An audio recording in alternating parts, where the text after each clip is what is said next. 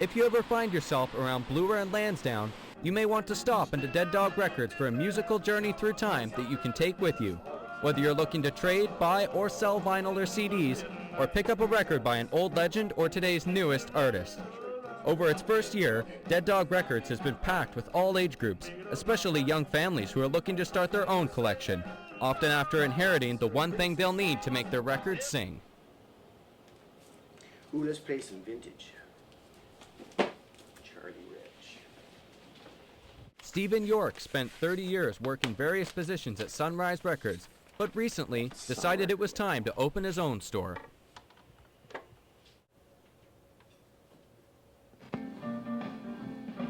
I dream of Jeannie. That's what I'm with talking the about. light brown hair. Yeah, take it, Charlie. Born like a vapor on the summer air. I see her tripping where the We bright have quite a good range. Even the younger people are exploring some of the great old jazz titles. You know, Miles Davis, obviously the big names are easy, but they're digging deeper and getting into the history of Nina Simone. That was a great documentary out on Netflix, which is, you know, another way people are getting their music in movies. But the Nina Simone documentary really kicked that in for a lot of people, and I had to restock and restock and restock. So people are exploring things that have gone before. It's historical. Ultimately, if you've got an iPod full of 100 million songs, you don't connect to those songs the way you do when you put even a CD in or a record. Putting a record on is almost a religious experience at this point.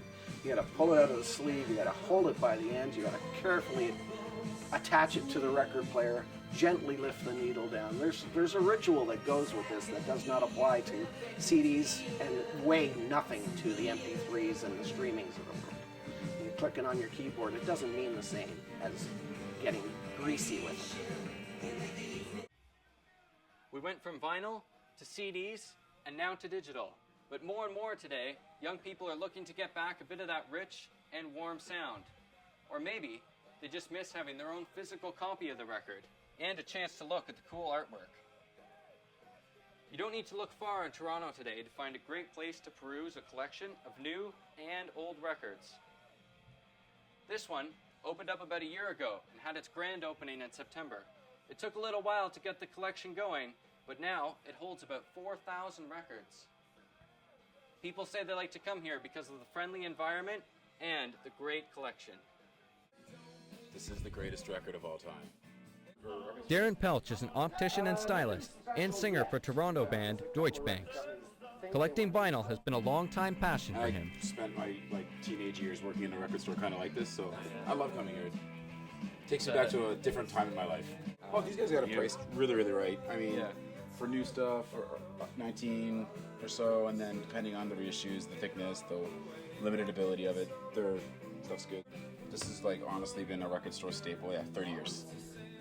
That's what's funny to me now is seeing stuff that 20 years ago I was looking for, and it would be really hard to find, and now it's 30-year reissue anniversary, and it's okay.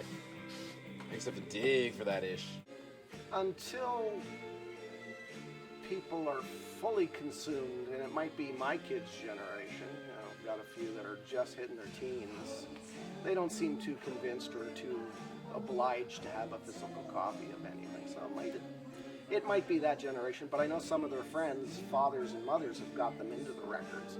So now my daughter came home just recently and said, we think we need a record player. And I went, what? But okay, I'll fix that for you. Whether they discovered their new favorite album or walk out empty-handed, you get the feeling that they'll be back for a second look.